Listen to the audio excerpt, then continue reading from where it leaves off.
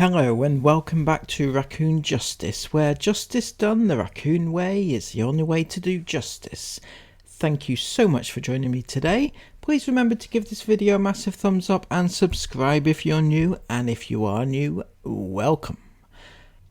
Now before we get into the nitty gritty of the vlog, I would like to give a public service announcement. And this PA is that Chris and Sarah are morons. Some might say the morons of YouTube. Very fitting, I would say. The vlog was late, as many of you may be aware. It's always late, it's never on time, particularly after they have a day off. It always seems to be late the day after. Anyway, it went up eventually and they had an excuse. They had this as their excuse. So here we go. They pinned the comment. It says, "Hey iFam," in capitals, "we're so sorry for the late upload today. We collected our new caravan today and the day was long," in capital letters. Amazing vlog coming up about that though, but it basically took all day due to a massive power outage / wildfires where the dealer is based. In brackets, long story. So we only just got home ready to set this video up. But it's absolutely epic! In capital letters. So we hope you think it's worth the wait. So much love to you all. In capital letters. Right, couple of things. Well, one thing even. The amazing, epic vlog that we're about to watch had to wait. You had to wait because those damn wildfires, people dying, people's homes getting ruined, and everything. Those wildfires looked horrendous. And these idiots, it just got in their way. It just got in their way. Absolutely. Unbelievably ignorant and horrible and moronic from the both of you.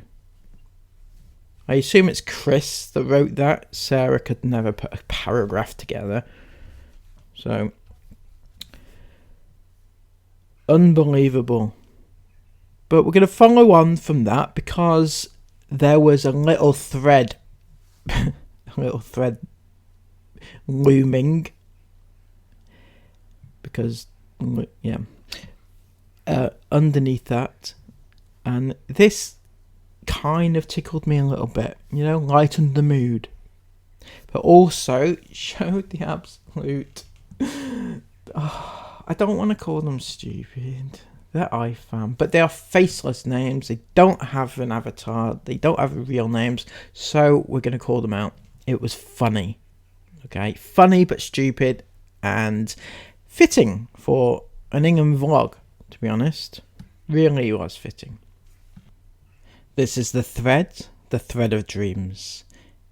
This person says, "It's all good. The vlog's epic. Wildfires don't matter." And then with a rolling eyes emoji. It's so clear that this person is taking the piss. Absolutely so obvious, right? But these are the replies, not just from one person, but from multiple people. This person says here, "Wildfires don't matter. You wouldn't be saying that if your house got burnt down because of one. Think before you speak." And that was followed up by, "Agree, I have reported that comment." And then, "Wildfires are really dangerous. No need for the rudeness. And also no need for the hate and stuff. What's the point, bruh?" Yeah, bruh. What's the point? "Thanks, we'll do the same. The fact that this person has 2 likes disgusts me." And then, I know, he defo wouldn't be saying that if it happened to him. To be honest, wildfires are really, really dangerous. Lots of people have had that feeling. He doesn't realise how people feel when it happens, and he should think about what he puts before he sends. You know what's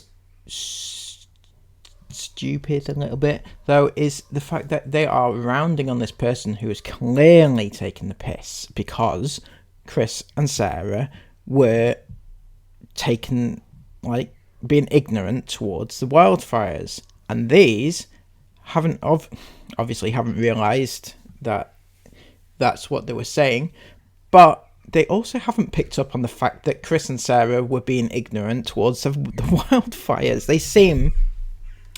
These two seem to be really invested in the fact that these are dangerous, these fires, which they are, but at the same time, they're not recognising what Chris and Sarah is saying to be wrong, which just proves the fact that they are so invested in this family that they don't know, that they don't even question what they say. So this vlog, which was the foam party vlog, I bet Chris has been waiting years to be able to use that as a title. Imagine the thoughts that went through his mind, the images, the thumbnails, the pictures that he could keep for his private collection. You know, but the ironic thing is that they didn't actually join in with this phone party. They just stood there watching it, despite the thumbnail suggesting otherwise. It had a picture of the foam being thrown out and Sarah with that shock face look on her face. Yeah, they didn't actually join in, despite what they said. There was like 20 seconds of footage at the beginning of the vlog, and that was it for the rest of it. Everybody else had fun, but not the Inghams. No, they're on an educational tour of Spain, okay? Educational. As proven by the fact that they went to this medieval banquet night show where they watched jousting and horses being run about and used for entertainment purposes and things like that. You know, that thing that Sarah's against.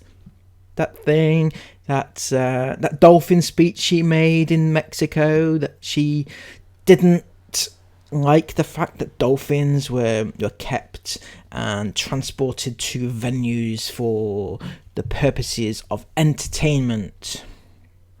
Well, sadly enough, Sarah, the exact same thing's happening here, but with horses. You understand? With horses. Now, if you follow me on Instagram or TikTok, you'll have already seen my little clips that I've put together there, and please go and follow my accounts there if you want to see them, and if you want to see future videos, because I put them, any clips I can, I put them on those accounts now because they can't take me down. But Sarah had this fantastic response, or it could have been Chris, but they had this fantastic response to somebody who did call them out in the comments about this exact thing. And here's what they said. It's brilliant. This person says, "I thought you weren't keen on shows with live animals, and that's what you said with the dolphins in Mexico." And they've responded with, "I think most would agree that horse riding is a sport and in no way cruel. Making dolphins live in cramped and unnatural places so they can perform for money is sad and cruel and totally different." No, Sarah, you absolute moron. Seriously, these horses are kept. I don't know the living conditions, obviously. I haven't looked that closely into it.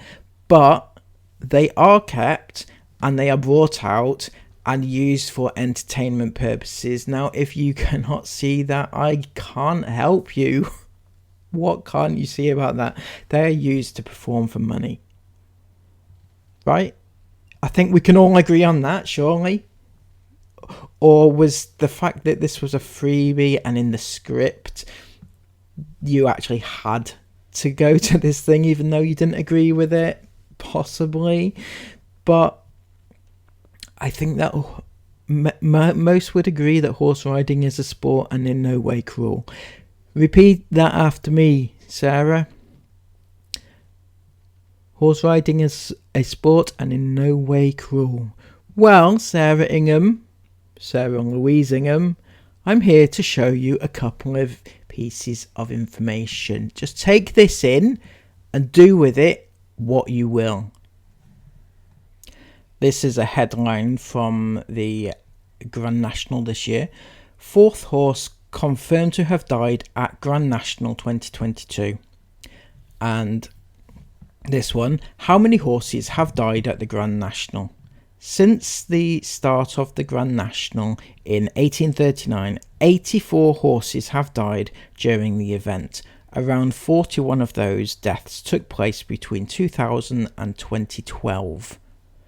However, since the first Grand National in 1839, only one jockey has lost their life.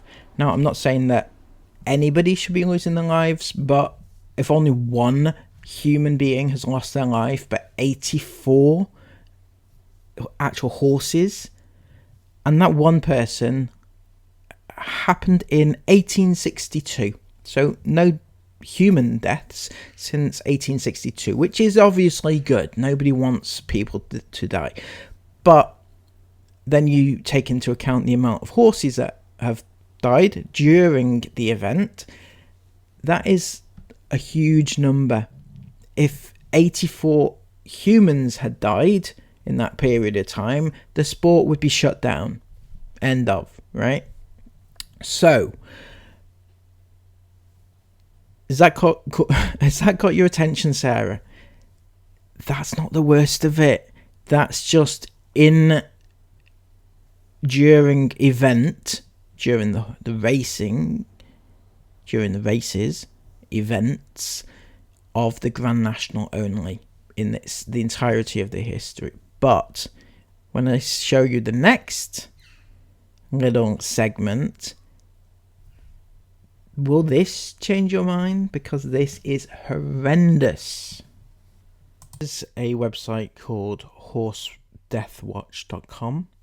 They detail every single horse that has died within the horse racing sphere because they felt that there was not enough transparency in this area. And the results are shocking. 2,470 deaths in 5,609 days. That equates to 15 years. That equates to almost 1 every 2 days. Fuck. Right? We look down the list. We're not going to go through them all. There's far too many, sadly. But here we go. It details the horse name, the date of death, the course, and the cause of death. We have, this is just from recently, okay? Summer's Night, 8th of July. Tribal Art, 8th of July. Reel 'em In, 8th of July. Definitive Force, 2nd of July. Dream Getaway, 29th of June.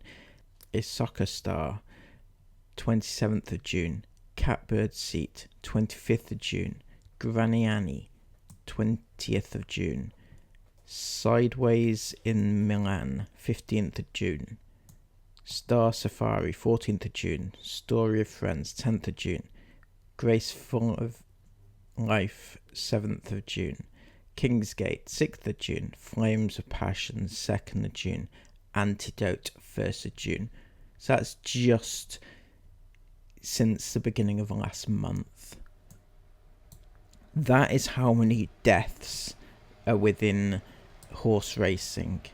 and most of these will not be reported. Things like being euthanized after, and they don't get reported. So Sarah, please tell me how the hell you think that there is no issue surrounding horse sports. One every 2 days for the last 15 years. If there is more than one death in horse racing or related to horse racing, if there's one death, that is one too many, and they have one every 2 days.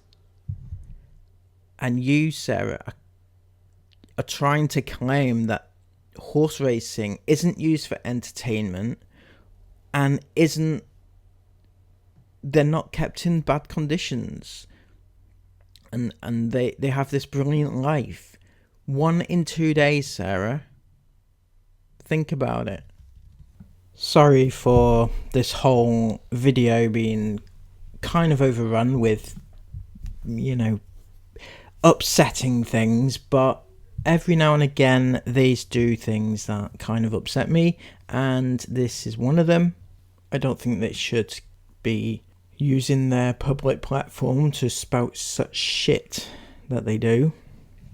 So if they continue to do that, then I'll continue to call them out. I did have a few jokes up my sleeve, but I'm no longer in the mood to produce the magic that is my...